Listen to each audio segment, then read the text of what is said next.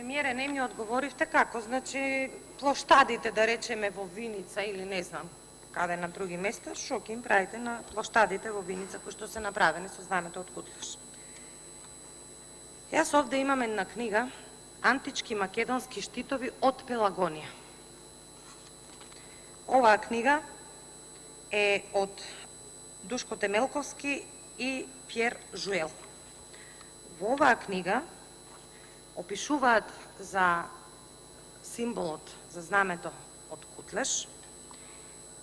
Не знам дали сте требало, вие и не мора да знаете, но требало вашите советници да ви кажат дека Вергина, односно знамето, ова сонцето од Кутлеш, не е најдена само на тогашната територија на Егејска Македонија, значи туку е најдена и во прилепското село Бонче.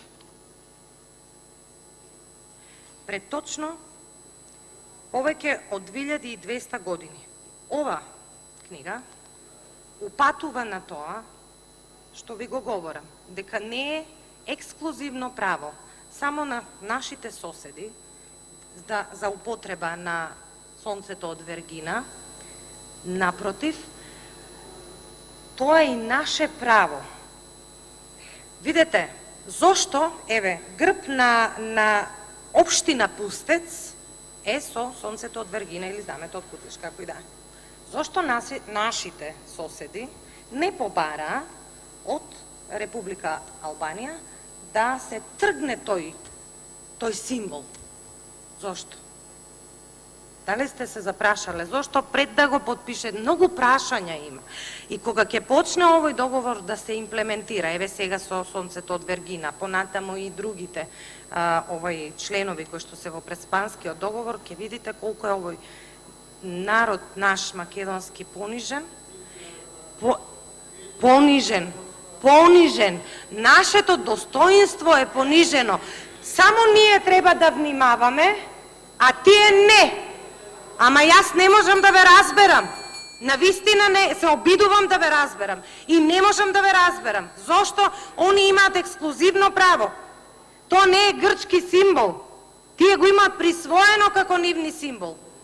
И сега требало да го прочитате ова убаво пред да го подпишете договорот со грците. Ама господине Заев, оваа книга јасно укажува и упатува дека сонцето од Кутлеш го има на штитовите од Бонче, прилепско село е. Немојте, не. Па сте поминувале, изложене во археолошкиот музеј на Република Македонија. И што ќе правиме со тоа? Ќе го тргнеме тој штит од археолошкиот музеј затоа што на грците им смета? Ви благодарам.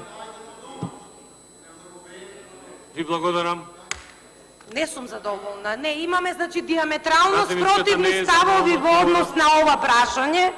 Нашите ставови се диаметрално спротивни. Јас не го делам вашето мислење и голем број на граѓани не го делат вашето мислење. Благодарам.